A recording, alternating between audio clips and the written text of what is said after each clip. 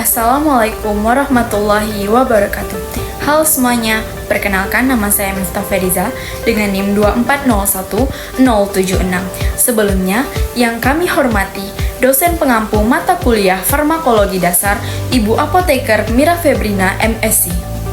Di sini, kami dari kelompok 3 akan mempresentasikan hasil diskusi kami dengan judul distribusi obat, di mana anggota kelompok 3 yaitu Anissa Yulfa Maulidia dengan NIM 2401057, Dewi Renata dengan NIM 2401060, Eki Weyanda Regita dengan NIM 2401065, Miftah Feriza dengan NIM 2401076, Muhammad Rizky Zaidan dengan NIM 2401078, Konita Zahra Ramadhani dengan NIM 2401089, Rahel Raisa Yandra dengan NIM 2401090, dan Tiara Aulia Syafika dengan NIM 2401099.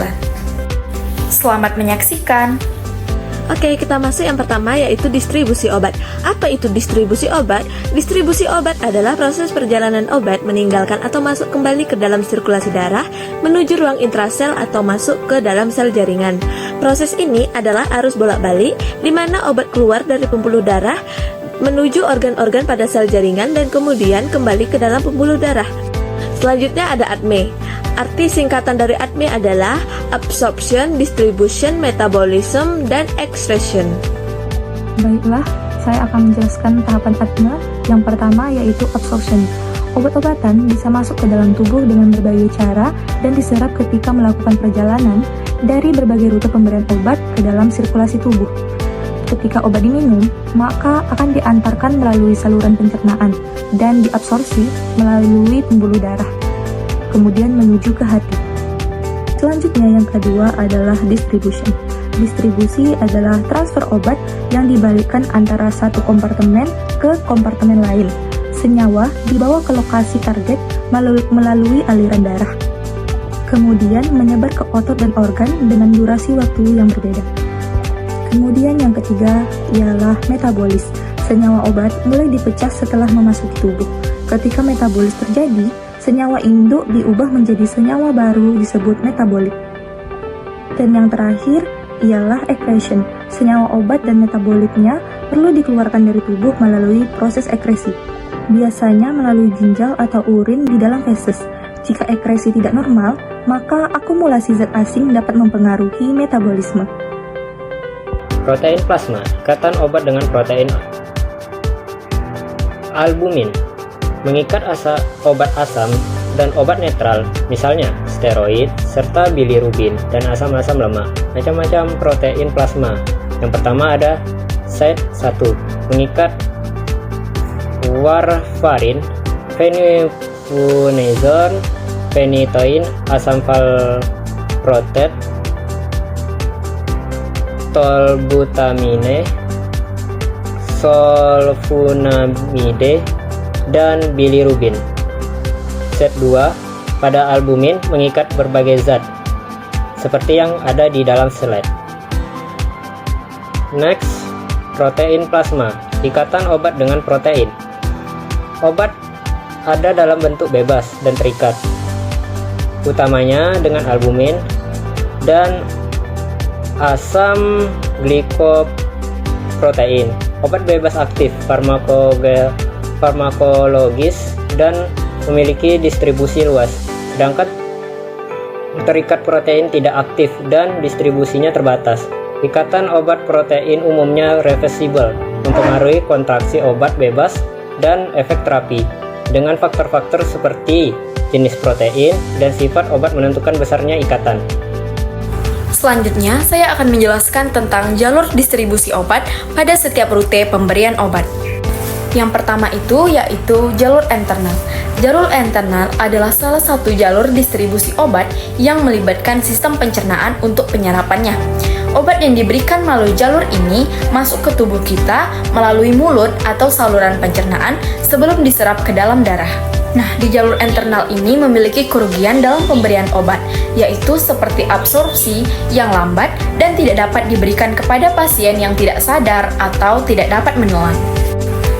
Selanjutnya yang kedua yaitu jalur parenteral, di mana jalur parenteral ini adalah kebalikan dari jalur enteral, yaitu rute pemberian obat yang tidak melalui saluran pencernaan atau tidak melewati mulut atau saluran cerna. Pada umumnya, jalur parenteral ini dilakukan melalui injeksi atau infus langsung ke dalam jaringan atau pembuluh darah. Nah, jalur parenteral ini meliputi transdermal, injeksi, endotrakeal, dan inhalasi yang dapat menimbulkan efek sistemik atau lokal. Selanjutnya, keuntungan dan kerugian dari jalur pemberian obat. Yang pertama, ada aerosol. Aerosol adalah partikel halus atau tetesan yang dihirup, di mana keuntungan dari aerosol ini bisa langsung masuk ke dalam paru-paru. Sedangkan kerugian dari aerosol yaitu iritasi pada mukosa, paru-paru, atau saluran pernafasan, memerlukan alat khusus, dan pasien harus sadar. Selanjutnya ada bukal. Bukal yaitu obat yang diletakkan di antara pipi dengan gusi. Obat ini diabsorpsi menembus membran. Sedangkan keuntungan dari bukal yaitu tidak sukar, tidak perlu steril, dan efeknya cepat.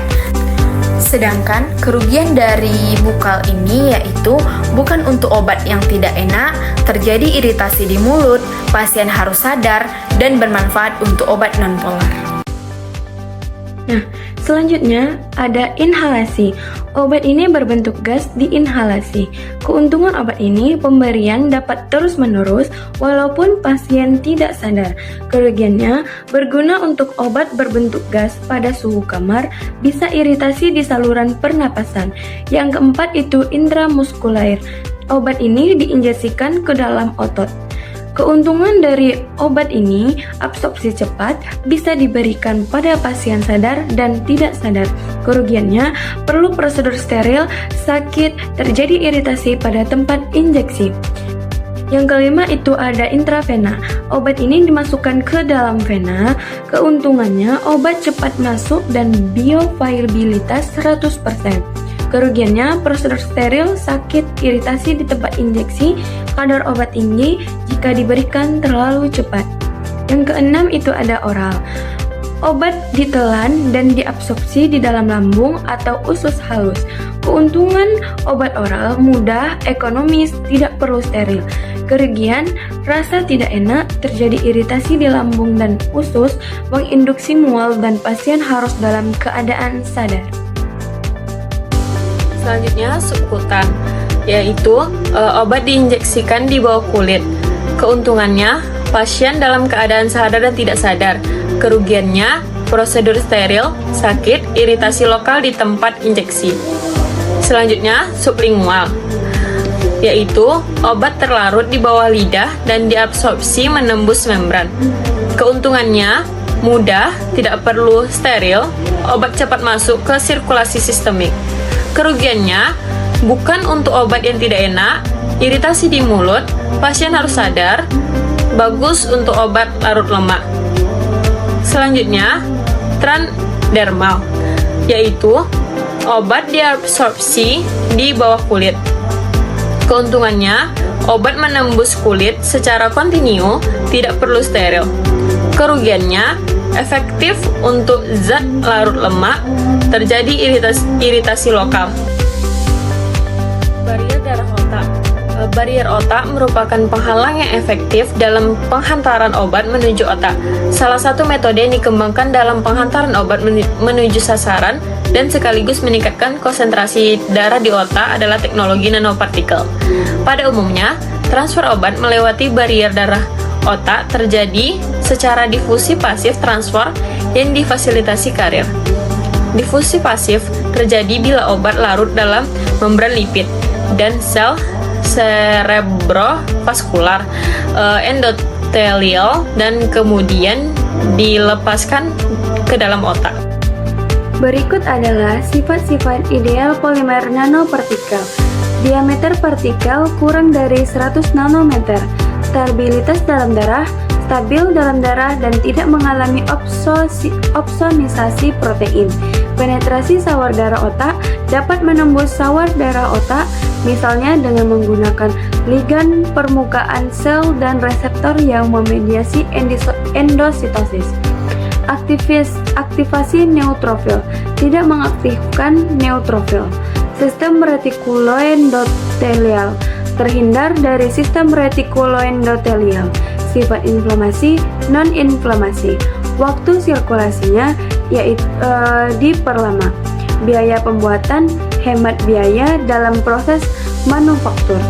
Dan penerimaan molekulnya diterima oleh molekul kecil, peptida, protein, atau asam nukleat. Selanjutnya, sifat obat yang melewati barier darah dan contoh obat. Yang pertama, keberadaan grup kimia tertentu. Beberapa obat memiliki struktur kimia yang memungkinkan untuk melintasi barier darah otak dengan lebih mudah. Contohnya adalah obat-obat molekul kecil yang lebih mudah menembus barier tersebut. Contohnya yaitu morfin dan diazepam. Yang kedua, sifat lipofilik. Obat-obat yang lipofilik cenderung lebih mudah menembus barier darah otak karena barier tersebut terdiri dari barisan-barisan lipid.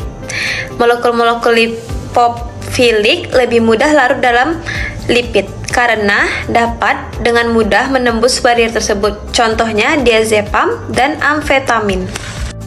Selanjutnya, transfer obat melalui plasenta. Plasenta merupakan organ yang membentuk bagian dari sistem reproduksi dan mengikuti perkembangan janin. Perpindahan obat melalui plasenta umumnya berlangsung secara difusi sederhana, sehingga konsentrasi obat di darah ibu serta aliran darah plasenta akan menentukan perpindahan obat lewat plasenta. Selanjutnya, faktor transfer obat melalui plasenta. Yang pertama, ada kelarutan dalam lemak. Obat yang larut dalam lemak dapat berdifusi dengan mudah melewati plasenta masuk ke sirkulasi janin. Contohnya, tiopental.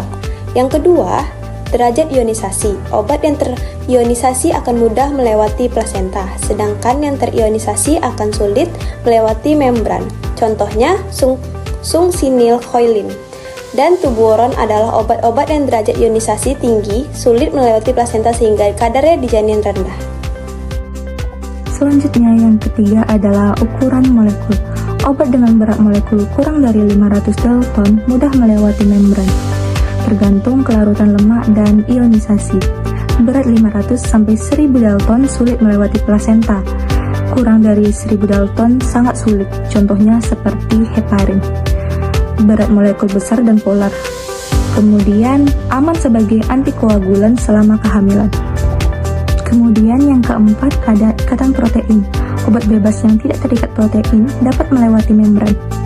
Obat dengan kelarutan lemak tinggi seperti anestesigas melewati plasenta lebih cepat berdasarkan aliran darah plasenta. Perbedaan ikatan protein antara ibu dan janin juga mempengaruhi. Dengan contoh, kokain yang cepat terdistribusi ke janin karena kelarutan lemak tinggi, berat molekul rendah, dan ikatan protein plasma rendah. Oke, kita masuk ke dalam faktor-faktor yang mempengaruhi distribusi obat. Yang pertama, ada permeabilitas kapiler. Membran sel berbeda dalam karakteristik permeabilitas, yaitu pada jaringannya. Sebagai contoh, membran kapiler dalam hati dan ginjal lebih permeabel untuk pergerakan obat transmembran daripada kapiler dalam otak. Nah, yang kedua, ada perfusi darah melalui jaringan. Obat dibawa ke seluruh jaringan tubuh oleh aliran darah, sehingga semakin cepat obat mencapai jaringan, semakin cepat pula obat terdistribusi ke dalam jaringan. Nah, yang ketiga, ada ikatan obat pada protein plasma. Hanya obat bebas yang dapat berdifusi dan mencapai keseimbangan. Ikatan protein pada obat akan mempengaruhi intensitas kerja, lama kerja, dan eliminasi obat.